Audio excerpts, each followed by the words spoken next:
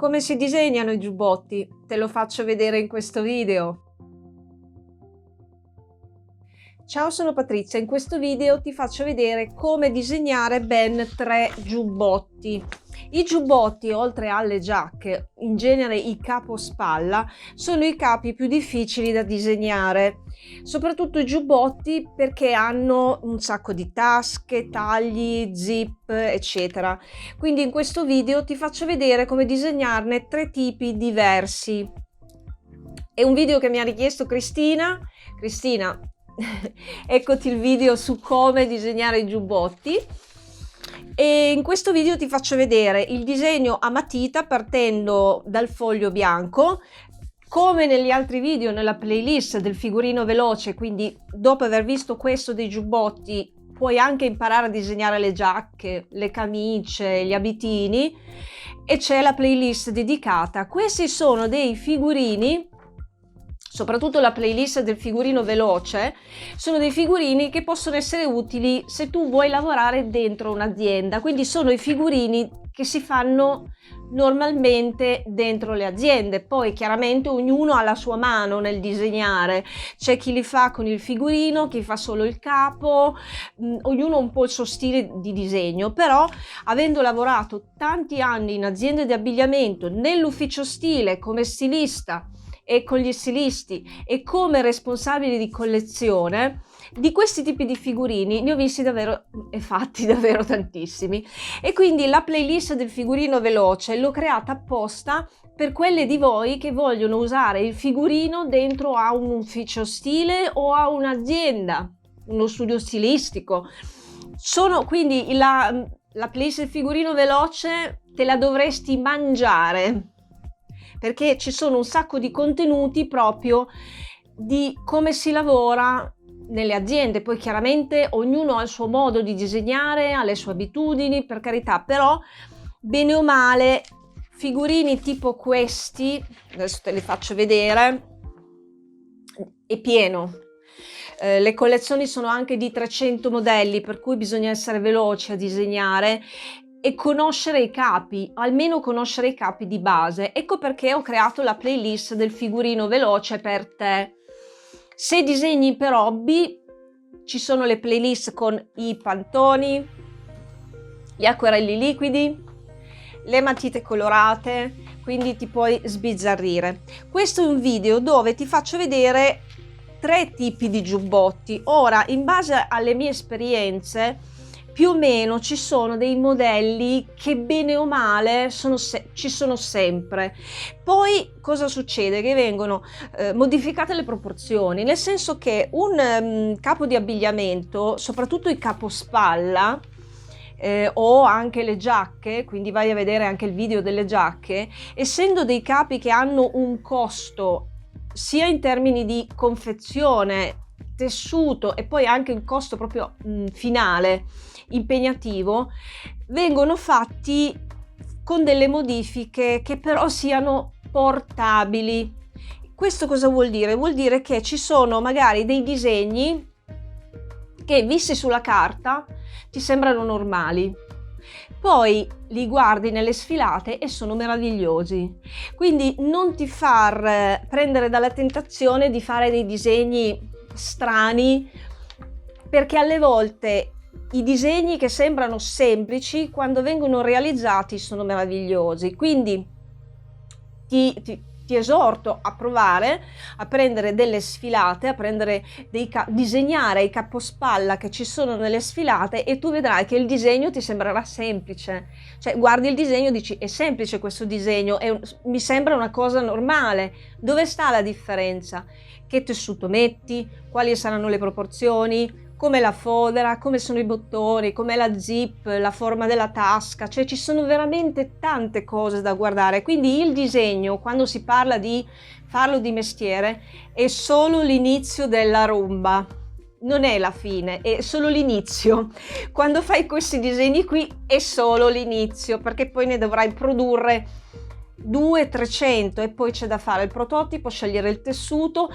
Che tipi di cose puoi fare con questi disegni? Allora, intanto il consiglio che ti do è di provare a fare questi che ti faccio vedere io nel video, E poi da questi crearti delle varianti. Che cosa sono le varianti? Le varianti sono: parti da un capo, lo disegni e poi cerchi di rappresentare tutti i modi possibili in cui tu lo andresti a modificare, per cui cambi la forma della tasca, magari la togli, ci metti una zip, fai la manica più lunga, più larga, la vita più larga, più stretta, gli metti una cintura, gli togli la cintura, gli cambi la forma del collo. C'è di varianti che tu puoi creare su un capo, teoricamente sarebbero infinite parlando di disegno. Se poi dopo vogliamo parlare di tessuto e accessori, lì non c'è limite alla fantasia.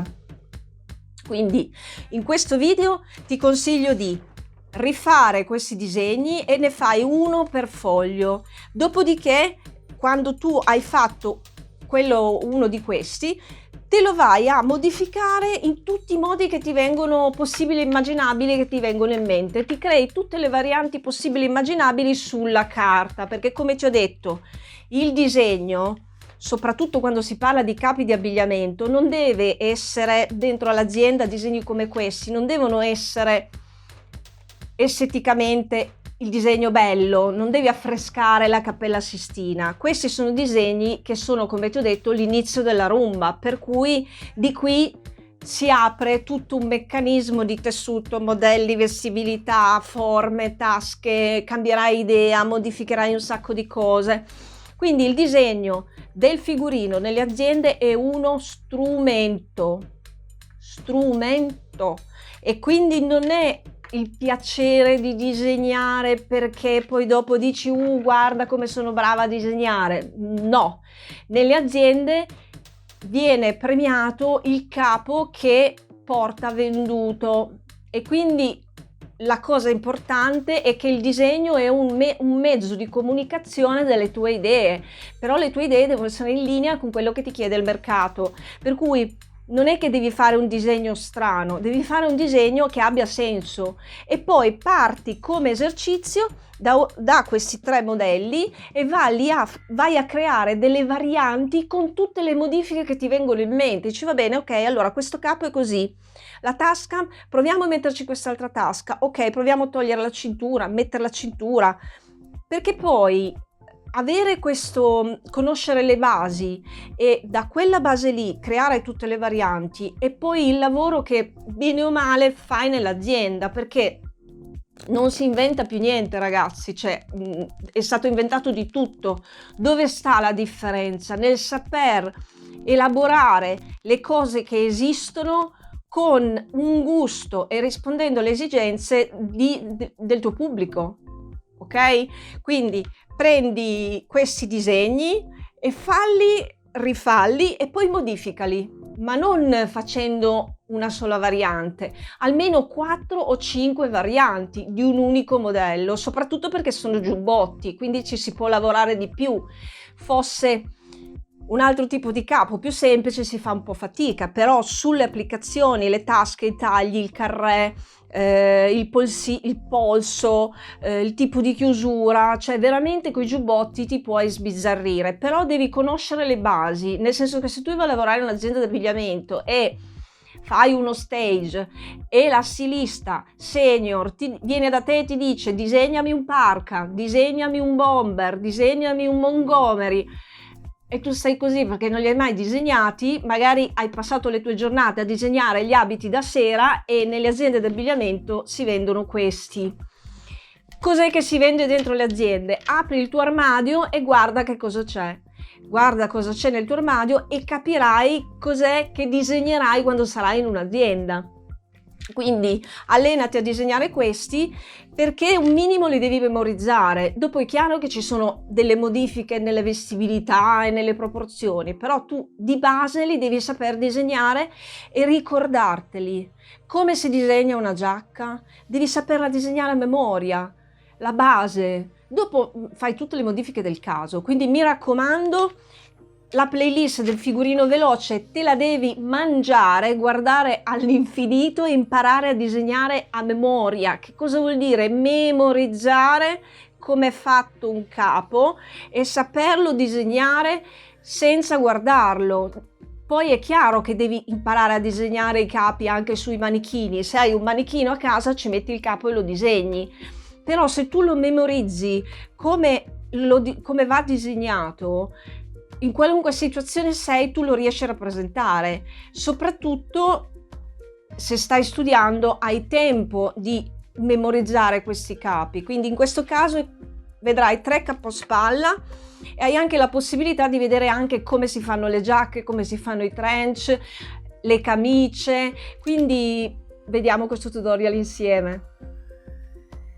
Libera la tua creatività. Impara con me il fashion design.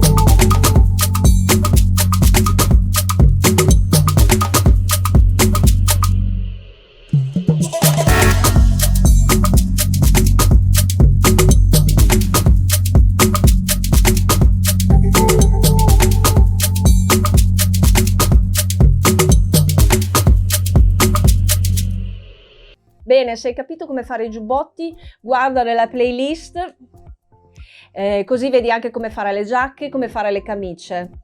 Ci vediamo tutte le settimane su YouTube e tutti i giorni su Instagram. Ciao da Patrizia Patto 74. Iscriviti, guarda nella playlist. Ciao!